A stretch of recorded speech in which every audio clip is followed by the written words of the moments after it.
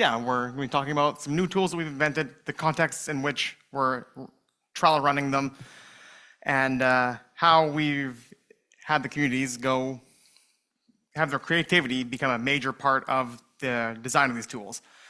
So we have a quick little introduction slide, but we were also here yesterday giving a talk with our wonderful colleague, Marianne. So if you guys want to just pause this in the future video, you'll see this. We'll just move on. We have more important things to talk about than ourselves. So yes, the contexts were Stoney Nakoda, or Iskaebi, spoken just northwest of Edmonton in Canada, and then Oroha in Small Malaita in the Solomon Islands. So two vastly different places where we've got the Nakota peoples. We had 8 to 10 at various times, fluent elders working on these Corpus creation project.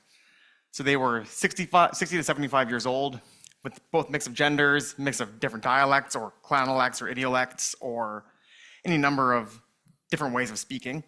And they've been working on this for 18 months so far on their Corpus creation project using these tools. They're working in their home community with consistent electricity. That is huge, and not something that we have in Oroha. So yeah, in Small Malaita, very tiny island in the middle of nowhere, which I love. We had 51 fluent speakers from 18 to 70 years old. And they are also all a mix of genders, but there are no known dialectal differences. But hopefully, if there are, we'll find them in the data that we've collected with these tools. But they have 6 different communities, 6 different villages that make up the MTC community, plus some folks in the diaspora. And there is inconsistent electricity, which has made it hard when these tools do need power. So that's a hurdle that we're gonna go over later. So the tools themselves, because Jordan made the mistake of allowing me to name things, are called the Documentation, Revitalization, and Generation of New Speakers. That's the lab name that developed them. Generators of language data. And because I'm a huge nerd, that becomes Dragon's Gold.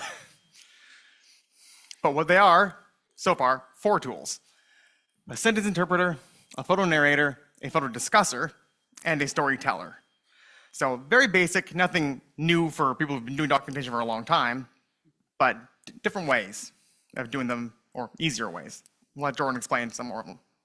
So we took inspiration from the way we've been doing language documentation for years and years and years, but we needed a way that would automate the process and allow for the documentation to continue when we were not in the community. So the first tool we came up with is what we call the sentence interpreter. It is a list of sentences in English, and the speakers click on the sentence. It shows up in the orange bar up at the top. They click the yellow thing that says start recording. They speak into the laptop. It records what they say. The start record button turns into a stop record button, and then they have the audio file there, and then they can listen to it, and if they like it, they hit download, and it's saved. The program also auto-generates the file name with all of the appropriate metadata that we thought we would need, including the name of the speaker and what the prompt was and so forth. So it automates that whole process. So we have several thousand sentences, both for Stoney and for Oroha. Many of them overlap because they were just simple sentences, it's sunny today, that we thought would be useful to have. But many of the sentences are culturally and geographically attuned. So the example there in Stoney, that moose has big antlers, a very important sentence if you are in Alberta near the Rocky Mountains, would not make sense in the South Pacific. But in the Oroha, we have, is that log floating there? Is that a log floating there or a crocodile? I don't think we can say that in Stoney. We're missing at least the word for crocodile. But turns out to be a very useful sentence in Oroha. So this is our first tool. The second tool is really the same thing, except instead of having a sentence prompt, you have a photo prompt, just like you might do in regular language documentation. So you click on the button, it shows you a picture, you look at the picture, you click on the start record, you say whatever it is you want to say about the picture, save it, and move on to the next one. And again, many of these pictures are the same in both communities, but then some are more specific. I'll let you guess which one is for Alberta and which one is for the South Pacific. So that's the photo narrator. The third tool, because we're extremely clever, is exactly the same thing, but it's the photo discusser. Now, the software is identical. The only difference you see up at the top is now it is speaker and friend. So now it's meant for two speakers to sit together, look at the picture, and have a discussion, have a chat, have a conversation, have an argument, say whatever it is they want to say about the photo. But otherwise, completely identical. Right? And then the fourth tool is the easiest tool of all. It is just the storyteller. There is no sentence prompt. There is no picture prompt. It is simply just click on the button that says My Story Number 5, and then tell whatever your story is. A 2-minute anecdote, a 3-hour-long traditional narrative, whatever it happens to be, with no particular restrictions. So we developed these tools so that this documentation, so that the corpus creation could be happening without the linguist standing there with the microphone, being there all the time. But in order to do that, we have to train the communities in how to use these tools. So with the Stoney Nakoda folks, we were able to do that in English, because they all speak English. We were able to do it all together at once in basically a classroom type setting. And because we're able to visit the community once a week, we're able to check in on how things are going, fix any little bugs that cropped up, and the training went relatively smoothly. For the Oroha community, where we were in January and February this year, we had a different model. So we trained a few select members from the community in how to do it, which involved, in many cases, just learning how to operate a laptop in the first place. And then those folks in the sort of train the trainer model, they then trained the other community members in Oroha. So we trained them in English, they trained everyone else in Oroha. We were able then to check on the progress while we were still in the village, but ever since then, things are a little bit harder because we're in Berlin and we are not in the Solomons, and it's a little harder to keep track of how things are going back there. Right, so we have these tools. We've now seen how they work. Pretty not groundbreaking. The big groundbreaking thing is we're not there and they're still using them. But this is what we expected, what we asked of the communities with them. Right, for the sentence interpreter, we said as direct translation of the prompt as you can. You know, we thought that they might sit around, think, how do we say that? How should we say that? Come to a consensus and then say that. That was what we asked for. For the photo narrator, basic description. Maybe a little anecdote about what the picture reminds you of. Simple, simple, simple. For discusser, again, simple question, simple answer. We're not asking them to really go deep into this and create incredible narratives. And then the most easiest one, the most traditional from a documentary linguistic standpoint, is storyteller, just traditional narrative or a memory or an anecdote or a fun thing you did last summer or whatever. So very basic. That's what we expected, that's what we asked for. That is not what we got in the best way possible. So our collaborators came up with, right, for, in this case, the sentence interpreter, Stony people decided they did not want to come up with a consensus of how to say a thing. They made a competition to who can use the best synonyms, to who can say things in the cleverest way, to be the funniest in the room. It was amazing to see. They were racing with each other to complete more prompts for the end of the week because they said, I'm going to get to this sentence before you. There's a funny one coming up soon, and I can't wait to, I'm going to be the funniest guy or the coolest girl or whatever. It was really fun. With the Oroha folks, they didn't go as competitive with it, but they also did not just do the, how do we say this? How do we say this? How do we say this? How do we say that? And then tell the same thing. They would change the TAM markers. They would fully change the prompt, disregard the prompt because they didn't like it. Said, I see what you're getting at this, but I don't want to say that. And then they would use the prompts to fuel discussions about, you know, how do we say things? Because there were some things in the prompts, we don't have a word for that. Well, let's figure that out. And so they did, which was really cool. So we had these examples from the sentence interpreter. All of these ones are from Stony because the Oroha ones have not been transcribed yet. It was only a couple months ago that we had them. So this is all the same sentence, quote unquote, in many different ways. Ohazi, naha.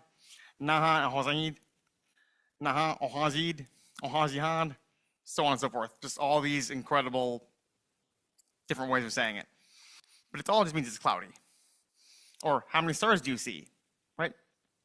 Again, different endings, different suffixes, different markers, whole huge sentences, small sentences, a lot of creativity, which leads to a lot of really cool stuff.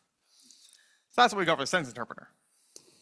With the photo narrator, we expected to get simple descriptions, but what we got with the Stony folks is very often for both the narrator and the discusser, but that they put themselves into the pictures, right? They would create stories not just in the third person, but in the first person. They would sometimes critique the people in the photos and explain what it is that they were doing incorrectly. And they tried very hard and succeeded quite often to be clever and not simply say, that is a horse, that is a man, you know, and very simple, basic stuff, which we would have been very happy with because that's still good language, especially when you're just starting. For the Oroha folks, they more often would look and they would try to list everything that they saw in the picture, and sometimes the deictic relationships between those items.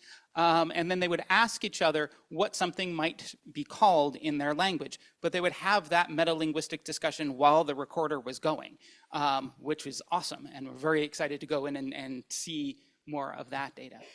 So we wanted to show just a few quotes from both of these tools. So from the photo narrator, so here's a picture. These are all just like stock photos. There's absolutely nothing special about these.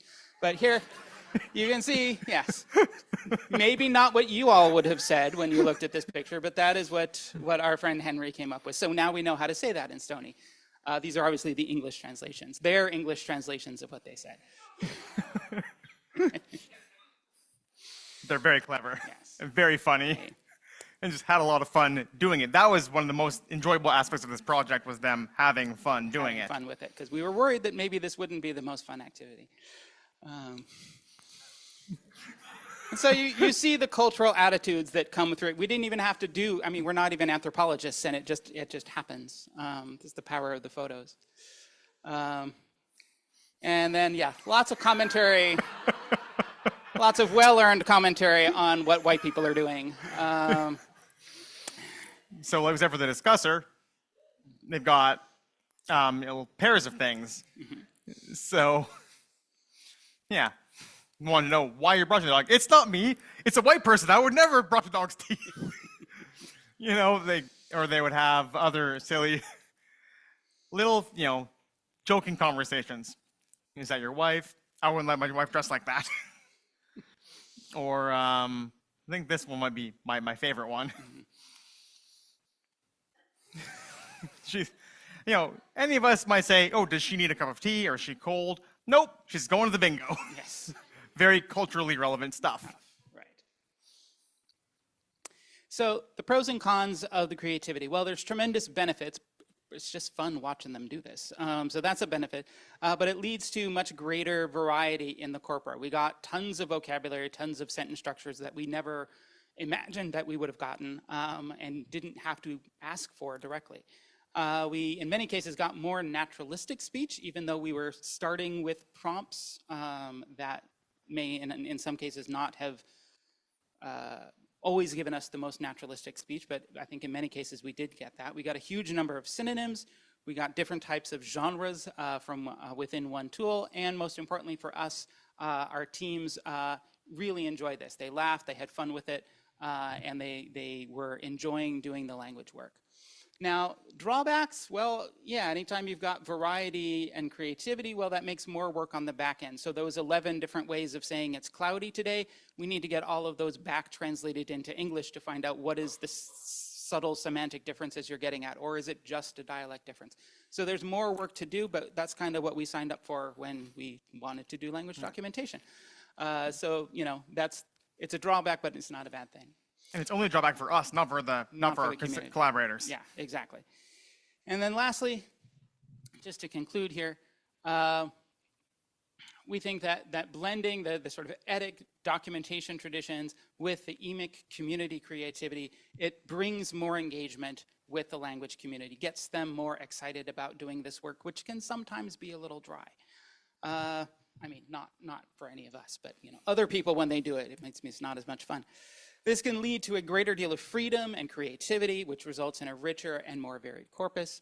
But as we design these tools and continue to redesign them and expand them, we are trying to keep ease of use, flexibility, community agency, and data sovereignty in mind. And with that, we will thank you all. Ishnish, Haraiamu, thank you.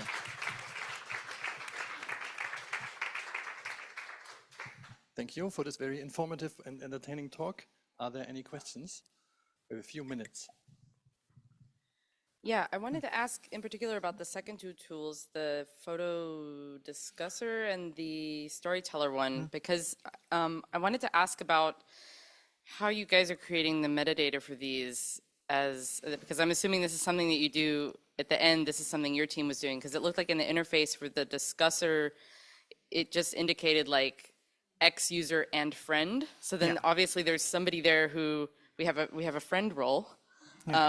So we have a friend role that needs to be, like the identification of that person needs to be specified, because I think this is really important for the community, especially with the fun and the richness, and also for the stories, like My Story 1, My Story 2. Like, how are you guys going about doing that, and what's how does that involve the community? Yeah. So for the story one, it's much easier because that is a solo narrative, and so it's each person has their own storyteller that automatically names things with their name and their speaker code and their village designation and which prompt it was and all that. For the end friend, that is harder. We originally came up with that because, frankly, the Stony people were so fast at this and so exuberant about it, they finished the process. Said, we need more to do. We're like, I guess talk in pairs now. So we had 3 days to come up with a new tool. So yeah, that's part of the redesigning that we mentioned in the last slide, that we need to find ways for them to implement and input themselves who the friend is, which will then automatically be put in the metadata. That's a great question and a good thing that we are trying to improve upon. Thank you. One more short question. Okay. What did the Oraha people not want to talk about? They weren't particularly thrilled about talking about various body parts. That was, and also the Stony people and the Ora people weren't too keen on playing a different gender role. So like when it would say like, like there was one prompt saying, "Oh, I love how this dress fits," and the guys were like, "I am not saying that," even though maybe it would have been very flattering. They weren't actually wearing a dress.